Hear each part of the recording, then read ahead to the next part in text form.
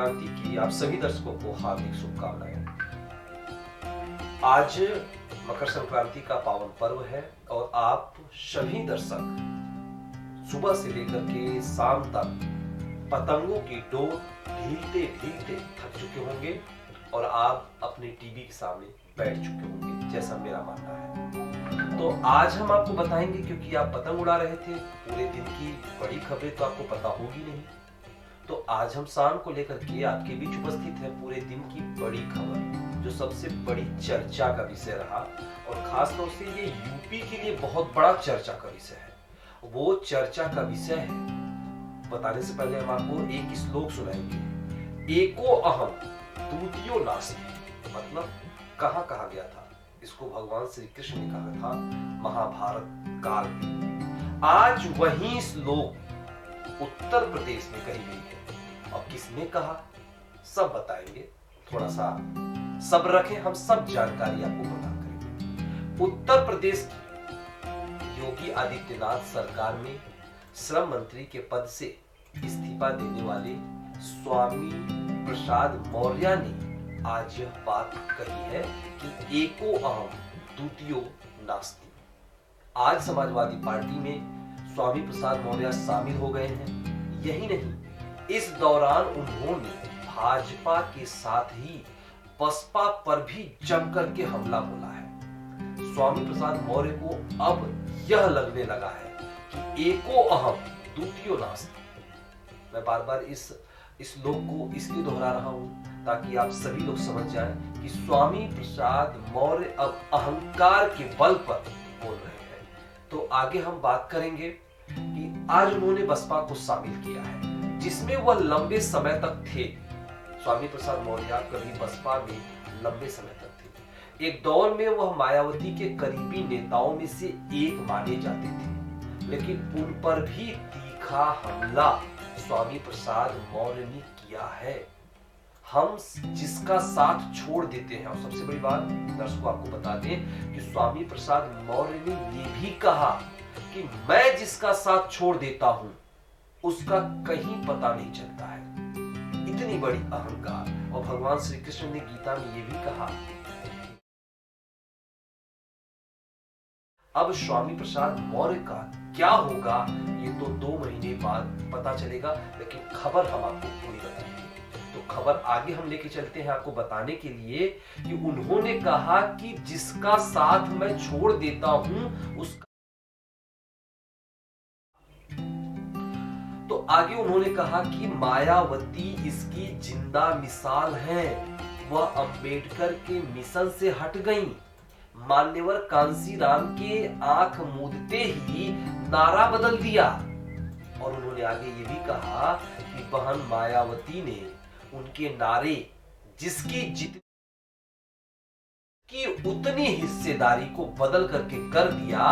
उन्होंने कहा और नया नारा दिया कि जिसकी जितनी तैयारी उसकी उतनी भागीदारी। क्योंकि मुख्यमंत्री का पद प्राप्त करने के बाद नारा को बदल दिया गया। और आगे हम ये भी बताएंगे कि स्वामी प्रसाद मौर्य ने फिर इसके बाद ये कहा कि हमारे इस्तीफे से जागे भाजपा नेता, हराम हुई है उनकी नींद। ये बातें स्वामी प्रसाद मौर्य ने कही। आज भारतीय जनता पार्टी के वो बड़े बड़े नेता जो कुंभकर्णी नींद में सो रहे थे, उनकी नींद हमारे इस्तीफे के बाद हराम हो गई है। इसके साथ ही भाजपा कहते हैं कि 5 साल तक क्यों नहीं इस्तीफा दिया। ये स्वामी प्रसाद मौर्य कह रहे हैं कि भाजपा के कुछ लोग ये कहते हैं कि 5 साल तक क्यों नहीं इस्तीफा दिया। कुछ बद दिमाग लोग यह भी कहते हैं कि बेटे के चक्कर में भाजपा छोड़ दी। नहीं, मैं ऐसे लोगों से कहना चाहता हूं, ये मैं नहीं कह रहा हूं, स्वामी प्रसाद मौर्य कह रहे हैं।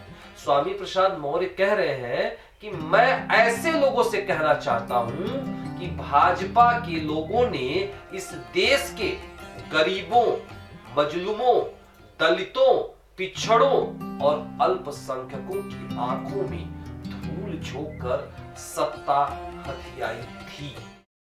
एक बात आप सभी दर्शकों को बताना चाहूंगा कि क्या यह याद गरीबों के बारे में जब चुनाव अंतिम चरण में है, चुनाव की जब अवधि अंतिम चरण में है, तब याद आई है स्वामी प्रसाद मौर्य को। तो ये कहीं न कहीं से राजनीति है, क्योंकि सरकार किसी की भी होती है, मंत्री स्वामी प्रसाद मौर्य ही बनते हैं। मायावती की शासनकाल थी तो भी स्वामी प्रसाद मौर्य मंत्री रहे, बीजेपी के शासनकाल में भी मंत्री रहे, और फिर अखिलेश यादव के शासनकाल में भी मंत्री रहे, और पुनः इस बार उन्हें लग रहा है कि अब की बार सपा की सरकार आ रही है, इसलिए इस तरह की रणनीति तैयार करके पुनः सपा का हाथ इन्होंने थामा है। और आगे बता दिए, यही नहीं, उन्होंने ये भी कहा कि पिछड़ी बिरादरी के नेता खुद को स्थापित करने की कोशिश में जुटे। स्वामी ने कहा, भले ही मैंने पार्टी नहीं बनाई है, लेकिन किसी भी पार्टी से कम नहीं हूं। यानी ये क्या कह रहा है, यही कि जहां मैं तहां मैं नहीं, यानी अहंकार बोल रहा है कि मैं किसी पार्टी से कम नहीं हूं। सरकार बनाए पिछड़े और मलाई खाए अगड़े, इस तरह की तमाम ज्वलनशील मुद्दों, ज्वलनशील बातों से आज उन्होंने पूरे उत्तर प्रदेश में आग लगा दी है। उन्होंने कह दिया कि सरकार बनाए पिछड़े और मलाई खाए अगड़े, यह नहीं चलेगा। साफ शब्दों में कहा, यह नहीं चलेगा। अब अगड़े का तात्पर्य क्या है, आप सभी दर्शक अच्छी तरह से जानते भी होंगे। इस दौरान स्वामी प्रसाद मौर्य ने साफ संकेत दिया कि वह इस चुनाव को अगड़ा बनाने की कोशिश में है। स्वामी प्रसाद मौर्य ने कहा, यह भाजपा केशव प्रसाद मौर्य और स्वामी प्रसाद मौर्य का नाम उछालकर पिछड़ों के बूते सत्ता में आई थी।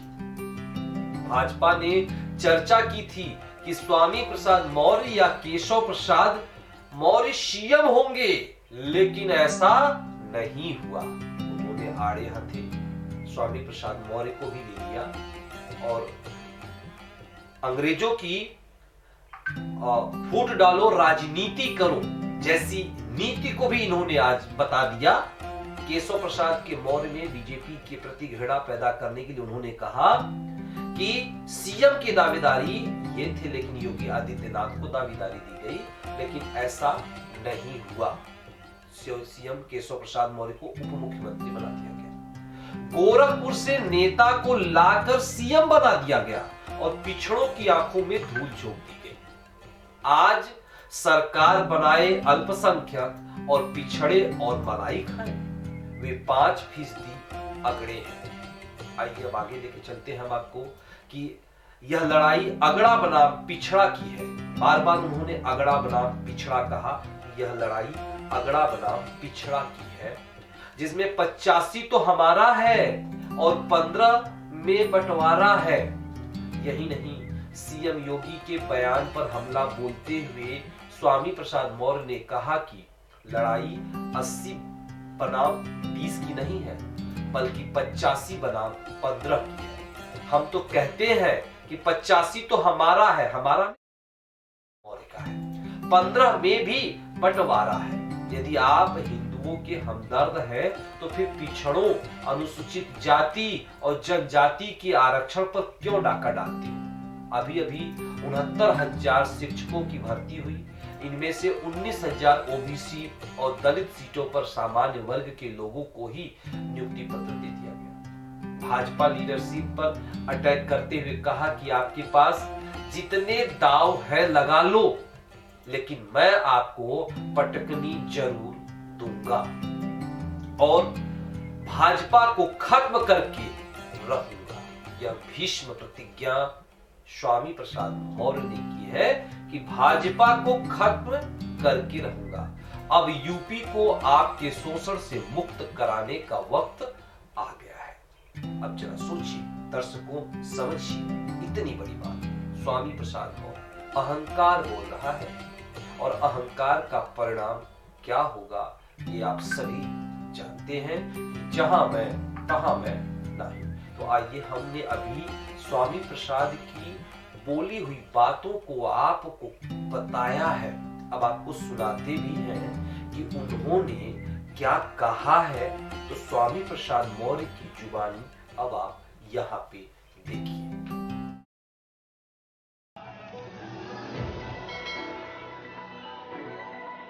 आज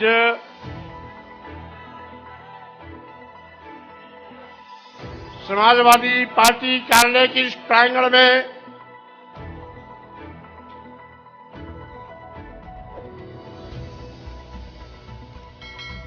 समाजवाद और अंबेडकरवाद के इस समागम अवसर पर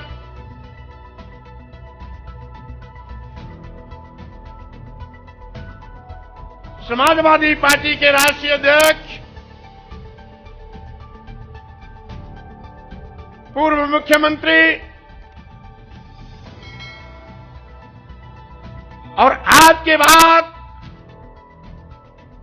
भावी मुख्यमंत्री की पारी शुरू करने वाले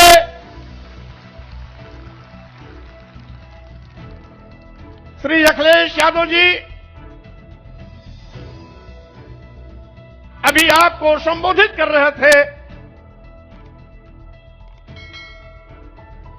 उत्तर प्रदेश सरकार में मंत्री पद से इस्तीफा देने वाले भाई डॉक्टर धर्म सिंह सैनी जी हमारे बीच उपस्थित हमारे परम सम्मानित सहयोगी साथी,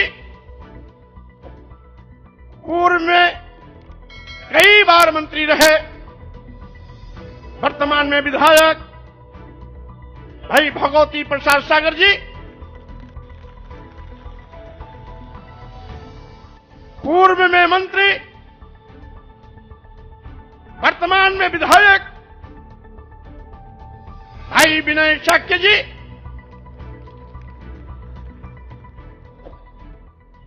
तीन बार विधायक रहने वाले जो अभी विधायक पद से फिर इस्तीफा दिया, बहुत ही कर्मठ साथी भाई रोशन लाल वर्मा जी, अभी निषाद समाज से ताल्लुकात रखने वाले डॉक्टर मुकेश वर्मा जी जो विधायक पद से इस्तीफा देकर के आपके साथ खड़े हुए हैं, हमारे प्रजापति समाज से भाई ब्रजेश कुमार प्रजापति विधायक जो तिंदवारी से इस्तीफा देकर आपके बीच आज भारतीय जनता पार्टी को उखाड़ फेंकने का संकल्प लेकर के यहां मौजूद है। हमारे विधायक जो भी इस्तीफा दिए चौधरी अमर सिंह, शोहरतगढ़ सिद्धार्थनगर,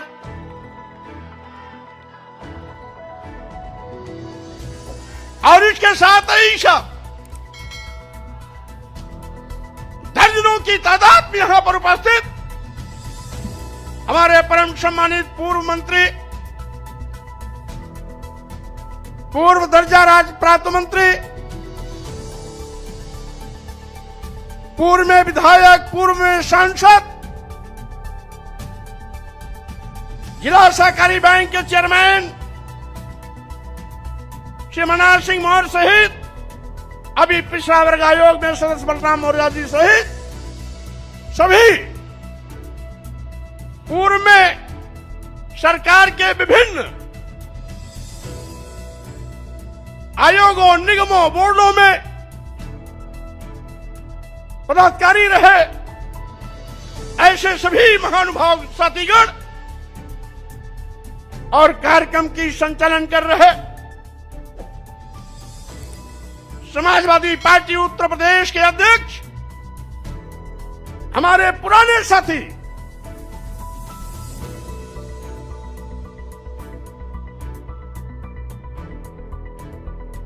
सम्मानित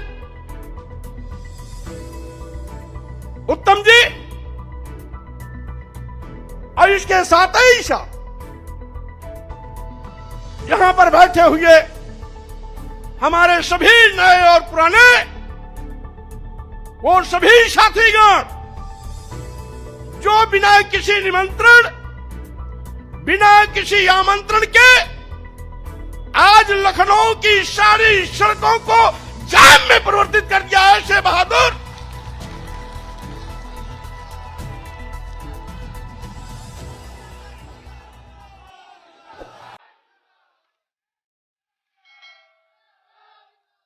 ऐसे बहादुर सभी सम्मानित भाइयों, बहनों, नौजवान साथियों, मीडिया के हमारे सम्मानित साथियों, भाइयों, जैसा कि आप जानते हैं, आज 14 जनवरी मकर संक्रांति भारतीय जनता पार्टी के अंत का इतिहास लिखने जा रहा है।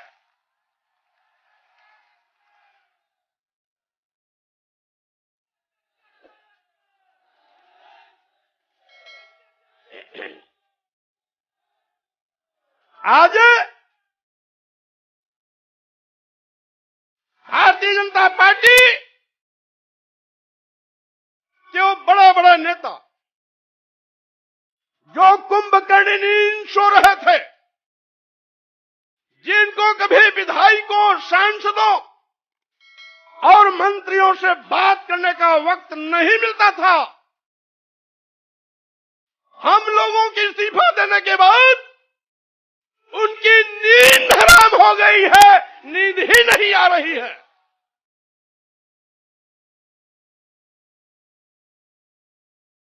और साथ ही साथ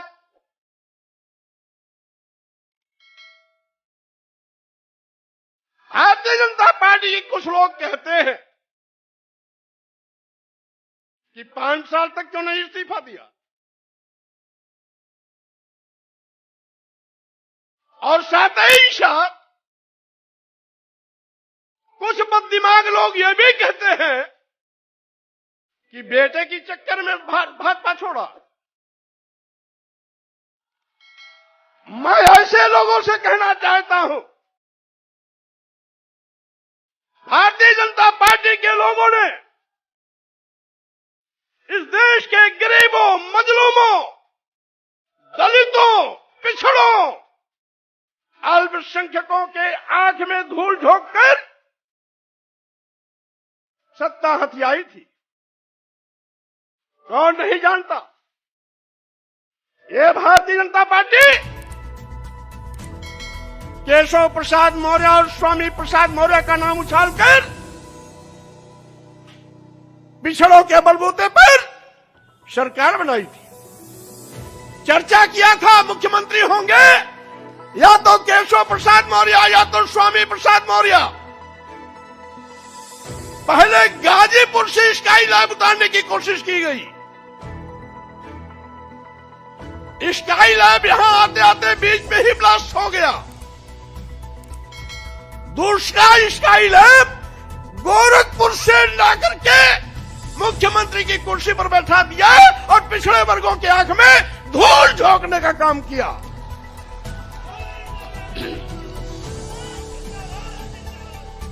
आज सरकार बनावे दलित और पिछड़े, और मलाई खामे वो लोग अगड़े 5% लोग। मैं कहना चाहता हूं, आप कहते हो नारा दे रहे हैं 80 और 20 का, और मैं ये कहता हूं 80-20 नहीं, अब तो होगा 15 और 85 का। 85 तो हमारा है, 15 में भी बंटवारा है।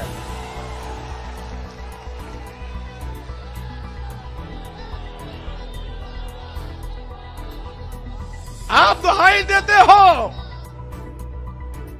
उत्तर प्रदेश की सरकार को, मैं चेतावनी देता हूं। आप कहते हो हम हिंदू कार्ड पर चुनाव जीतेंगे। अगर आप बड़े हिंदू के हमदर्द हैं तो अनुसूचित जात, अनुसूचित जनजाति, पिछड़े वर्गों को भारतीय संविधान के अंतर्गत जो अधिकार देकर के आरक्षण की व्यवस्था दी गई, उसको अजगर की तरह निगलने का पाप क्यों किया आपने? अभी अभी 69,000 शिक्षकों की भर्ती हुई, 19,000 आरक्षित पदों पर सामान्य वर्ग को नियुक्ति पत्र दे दिया। योगी जी, क्या अनुसूचित जाति के लोग हिंदू नहीं है क्या?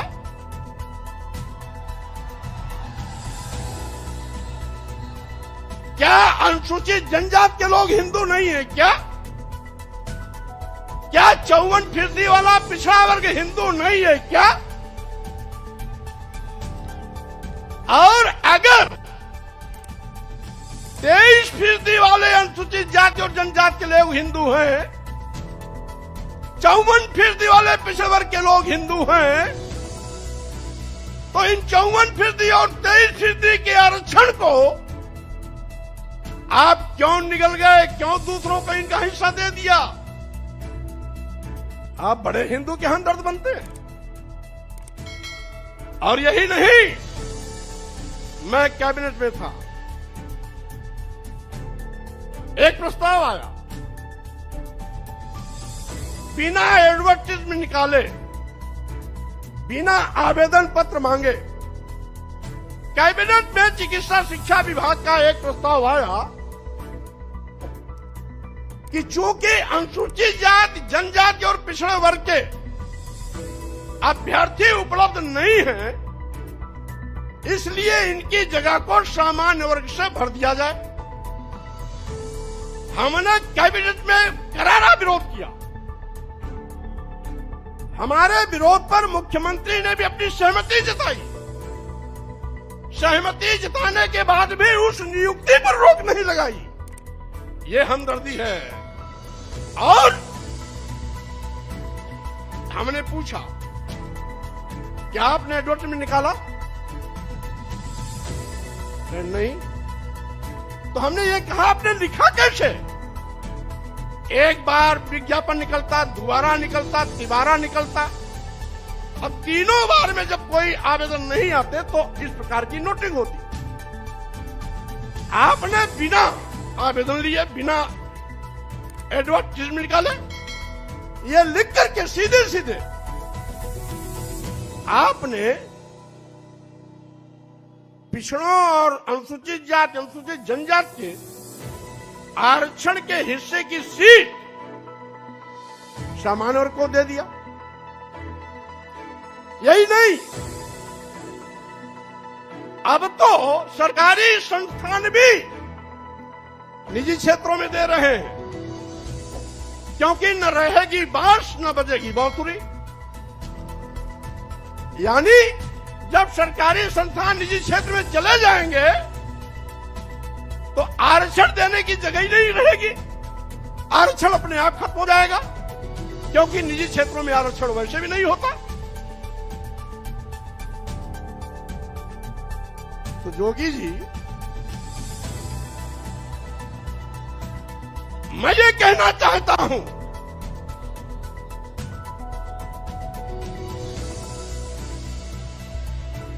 योगी जी या बाबा जी कोई भी हो, मैं ये कहना चाहता हूं, मुख्यमंत्री की कुर्सी पर बैठ करके पाप करोगे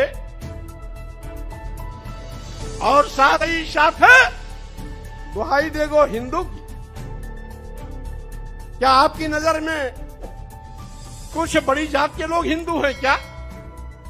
अनुसूचित जात के नहीं है, अनुसूचित जनजाति के नहीं है, आदिवासी नहीं है, पिछड़े वर्ग के नहीं है, तो वही 10-5% अगर आपके हिंदू हैं तो आपका खटिया खड़ी बिस्तरा गोल होना तय है। क्योंकि बंटवारे की लाइन आपने खींच दिया है। अब तो अनुसूचित जाति, जनजाति, आदिवासी, दलित, गरीब, पिछड़े, मजलूम सब एक साथ खड़े होंगे और 8-10% जो आपके साथ, जिसको आप हिंदू मानते हो बड़ी जाति, वो आपके साथ खड़ी होगी और उसमें भी हम बंटवारा करेंगे, क्योंकि उन बड़ी जातियों में भी कुछ समाजवादी चिंतन के हैं और कुछ अम्बेडकरवादी चिंतन के हैं। इसीलिए साथियों, मैंने कहा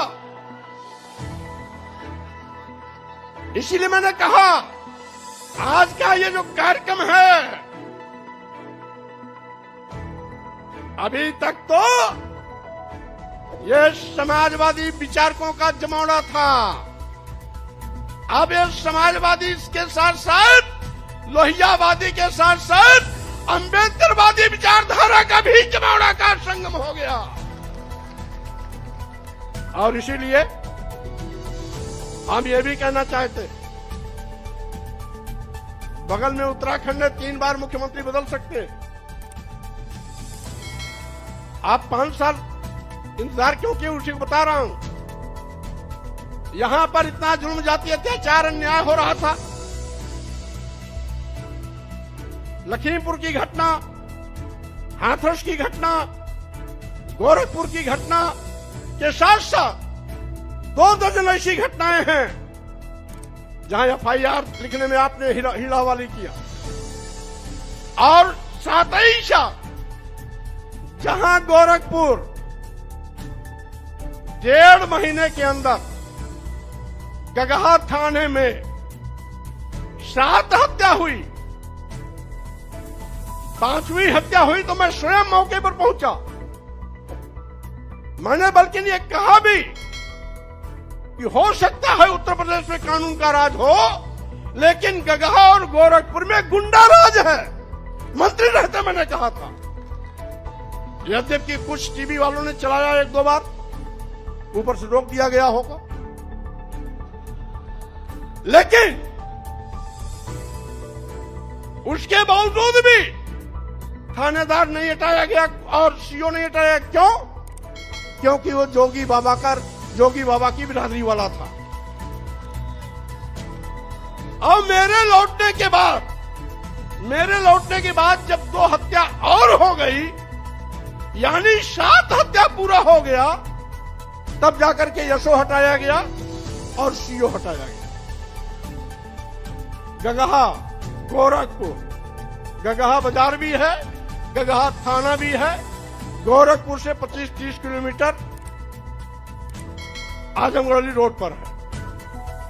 यानी 2 मौर्य मारे गए थे, 2 ब्राह्मण मारे गए थे,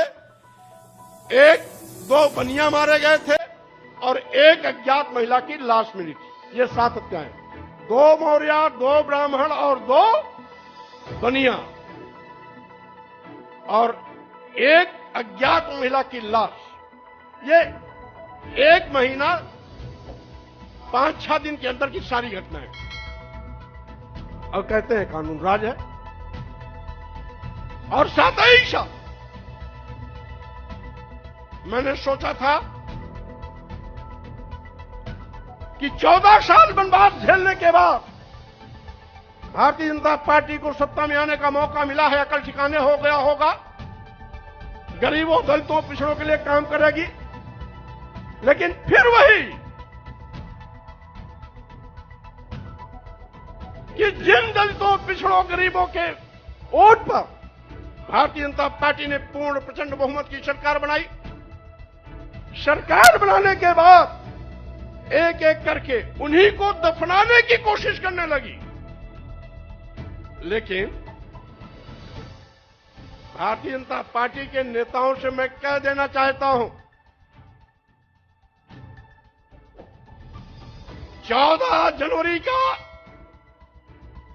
यह जो कार्यक्रम हो रहा है, आज के बाद पूरे उत्तर प्रदेश में एक ऐसा जनसैलाब उमड़ेगा और चलेगा, एक ऐसी आंधी चलेगी, एक ऐसी सुनामी चलेगी जिसमें भारतीय जनता पार्टी के पर खचे उड़ जाएंगे, कहीं भी ठिकाना नहीं मिलेगा।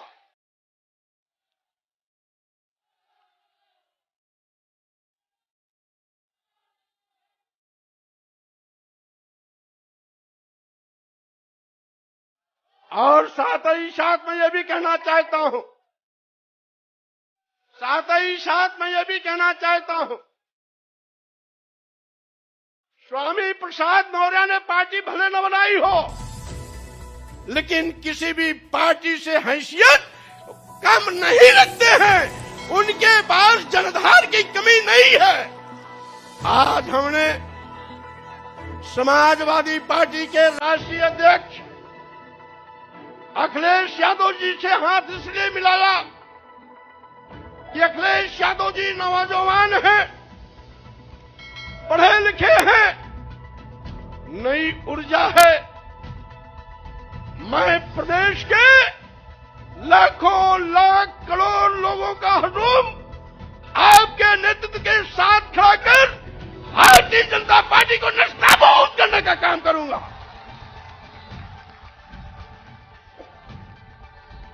और साथ ही साथ मैं ये भी चुनौती देता हूं, जिसका मैं साथ छोड़ता हूं उसका कहीं अता पता नहीं रहता है। हमारी बहन जी इसका जिंदा मिसाल है। जब तक साथ था बार बार मुख्यमंत्री बनती थी। उनको घमंड हो गया था, एको अहम द्वितीयो नास्ति।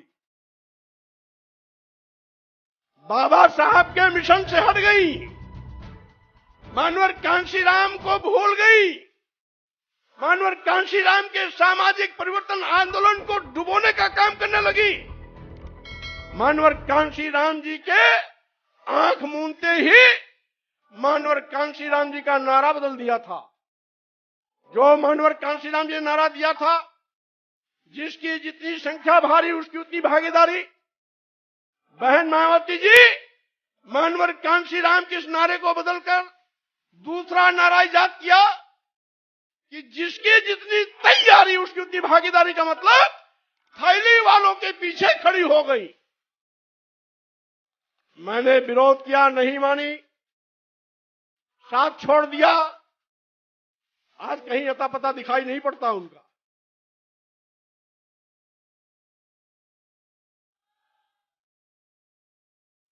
और मैं कहना चाहता हूं,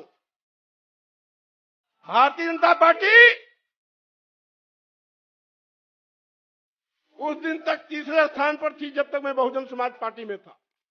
बहुजन समाज पार्टी नंबर 1 पर थी उस दिन। भारतीय जनता पार्टी तीसरे पर थी।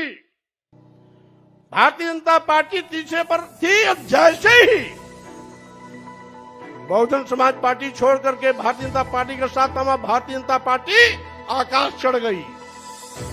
अब भारतीय जनता पार्टी के लोगों को मैं फिर कहना चाहता हूं, आपके बुरे दिन आ गए।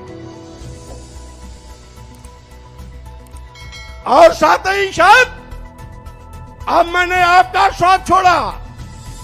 मेरे बाद साथ छोड़ने वालों का एक लंबा कतार चल रहा है। आज के बाद भी ये इस्तीफा देने का सिलसिला चलता रहेगा। और साथ ही साथ 2022 के विधानसभा चुनाव में जब 10 तारीख को परिणाम आएगा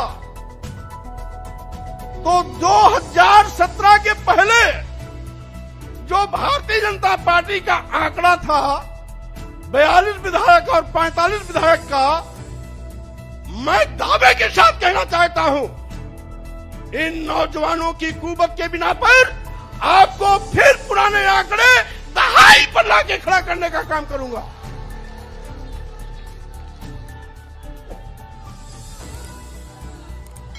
और साथ ही साथ ये सुनामी भाजपा को उखाड़ करके सीधे सीधे हिंद महासागर में ले जाकर के डुबोने का काम करेगी। आज इस अवसर पर मैं ये भी कहना चाहता हूं, जिसके पीछे लाखों का हुजूम हो, आज कोरोना महामारी के चलते निर्वाचन आयोग ने निर्वाचन आयोग का भी शिष्टाचार पालन करने का निर्देश दिया है और साथ ही साथ कोरोना प्रोटोकॉल को भी पालन करने का निर्देश दिया है। इसीलिए आज केवल प्रमुख लोगों को बुलाया गया, लेकिन आपका विक्रमादित्य मार्ग पूरा, कालिदास मार्ग पूरा, कालिदास विक्रमादित्य को जोड़ने वाला मार्ग पूरा, ला मार्टेंडियर का पूरा मैदान इन कार्यकर्ताओं से भरा पड़ा हुआ है, पटा पड़ा हुआ है। और साथ ही साथ जैसा कि हमारे भाई डॉक्टर धर्म सिंह ने कहा, अगर कोरोना महामारी नहीं होता, निर्वाचन आयोग का आचार संहिता नहीं होता, तो आज रमाबाई अंबेडकर मैदान में ऐतिहासिक कार्यक्रम के माध्यम से भाजपा की चूल्हे आज ही हिला दी गई होती। लेकिन इसके बावजूद बड़े बड़े नेताओं की नींद टूट गई, हराम है, चैन नहीं आ रहा है। टिकट बांटने का भी क्रम बंद कर दिया, कहीं ऐसा न हो हम जिसको टिकट दे वो भी पार्टी छोड़ चला जाए। और इसीलिए साथियों मैं कहना चाहता हूं कि आज का ये जो ऐतिहासिक दिन है, ये परिवर्तन लाने का शुभारंभ का दिन है। ये दलितों के सम्मान का दिवस है, ये पिछड़ों के सम्मान स्वाभिमान का दिन है, ये गरीबों मजलूमों व्यापारियों के सम्मान का दिन है। और साथ ही साथ वो बेरोजगार नौजवान जो इस सरकार में ठगे गए, आउटसोर्सिंग के माध्यम से टाफी देकर के फुसलाने की कोशिश की गई। हमने कैबिनेट में भी आउटसोर्सिंग भर्ती का विरोध किया। हमने कहा जब सरकार पर कोई आर्थिक भार की कमी नहीं होती है, पूरा पैसा खर्च होता ही होता है, तो आउटसोर्सिंग को क्यों, सीधी भर्ती क्यों नहीं। अब वो बेरोजगार नौजवान नौकरी तो पाता है, लेकिन वेतन कितना, मानदेय कितना मिलता है? 7,000, 8,000, 9,000, 10,000। अब पैसा और कहां चला जाता है? बिचौलिए को। हमने बिचौलिए को खत्म करने के लिए कहा था, ये सरकार नहीं मानी। बाद में पता आखिर बिचौलियों को खत्म क्यों नहीं कर रही सरकार, पता लगाए वो सारे के सारे आउटसोर्सिंग का जो ओनर है, मालिक है, वो कहीं न कहीं बड़े नेताओं के इर्द गिर्द घूमने वाले लोग हैं। और साथ ही साथ मैं ये भी कहना चाहता हूं, नए नए दांव चलते हैं लोग। अभी प्रतिवर्ष केंद्र में 30 और 32 IAS प्रतिवर्ष चुने जा रहे हैं। लिखित परीक्षा नहीं, लिखित परीक्षा नहीं, केवल इंटरव्यू पर। और 30-32 में एक भी अनुसूचित जात का नहीं, एक भी अनुसूचित जनजात का नहीं, एक भी पिछड़ा नहीं। आखिर आप तो दुहाई देते हो हिंदू का, तो इन बेचारों को क्यों बाहर कर देते हो?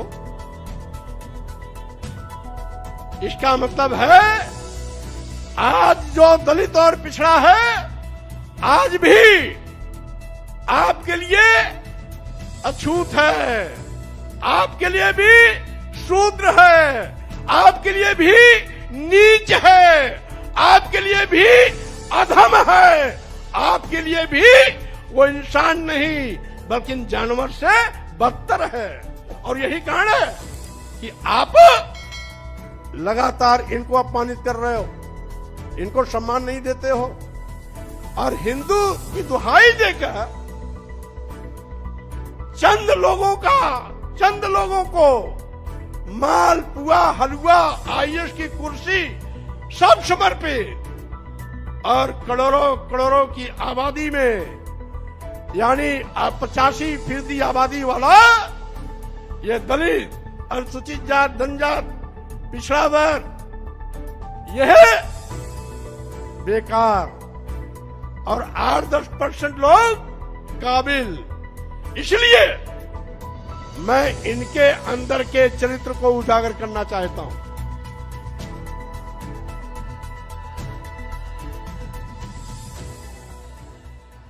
और साथियों, हमारे मीडिया के साथी भी कभी कभी कहते हैं कि मौर्य जी इतना विलंब क्यों किया। अरे भाई, 5 साल के लिए जनादेश मिलता है और 5 साल तो इंतजार करना ही पड़ेगा। अब जब 2022 के नए जनादेश की बारी आई है, तब मैंने ताल ठोका है और ताल ही नहीं ठोका है। यह मैदान श्री मुलायम सिंह यादव का है।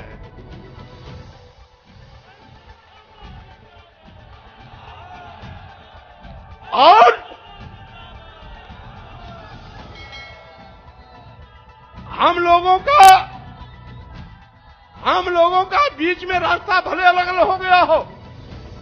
शुरुआती दौर में जब श्री मुलायम सिंह यादव जी लोकदल के प्रदेश अध्यक्ष थे, तो उनके साथ मैं भी प्रदेश का महामंत्री था। मैं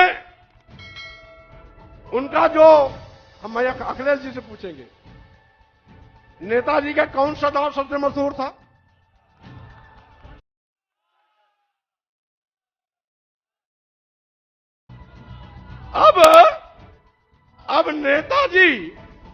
अब नेताजी चरखा दाव नहीं लगाएंगे, बल्कि अब नेताजी की ये पूरी फौज वो चरखा दाव लगा करके एक एक भाजपा वालों को ऐसी पटकनी देगा कि सबको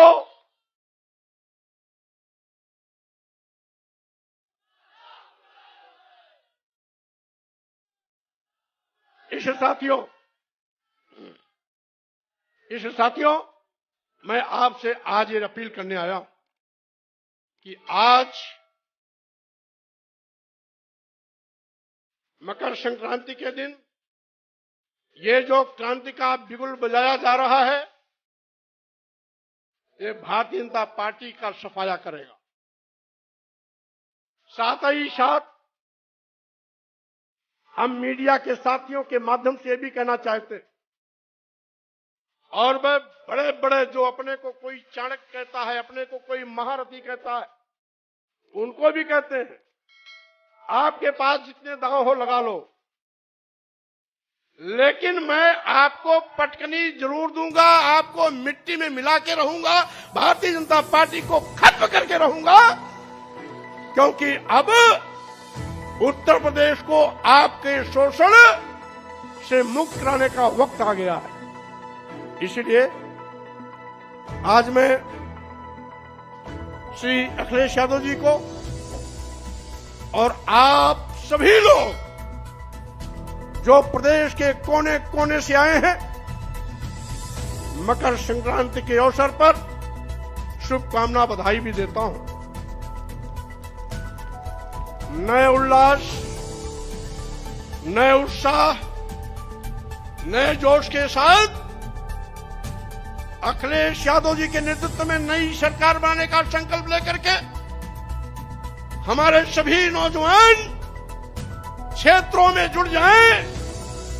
10 मार्च 2022 को जब परिणाम आवे, तो उस परिणाम से अखिलेश यादव जी के नेतृत्व में नई सरकार बने और भाजपा पूरी तरीके से सफाया हो जाए।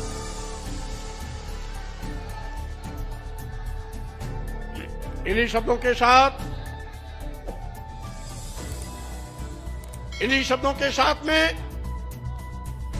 मैं अपने छोटे लघु मध्यम व्यापारियों से भी कहना चाहता हूं,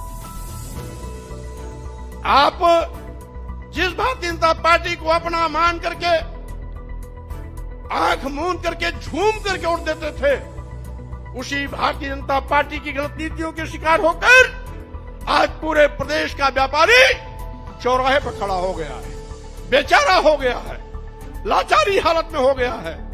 इसलिए व्यापारियों से भी हम इस संग्राम में जुड़ने के लिए अपील करते हैं। इन्हीं शब्दों के साथ हम आए हुए सभी नौजवानों, भाइयों, साथियों को बहुत धन्यवाद देते हैं और साथ ही साथ राष्ट्रीय अध्यक्ष श्री अखिलेश यादव जी के नेतृत्व में भाजपा सरकार को उखाड़ फेंकने का संकल्प लेकर इस अभियान को आगे भी गति देते रहेंगे। इन्हीं शब्दों के साथ आप सबको बहुत बहुत धन्यवाद, बहुत बहुत बधाई, बहुत बहुत शुभकामनाएं।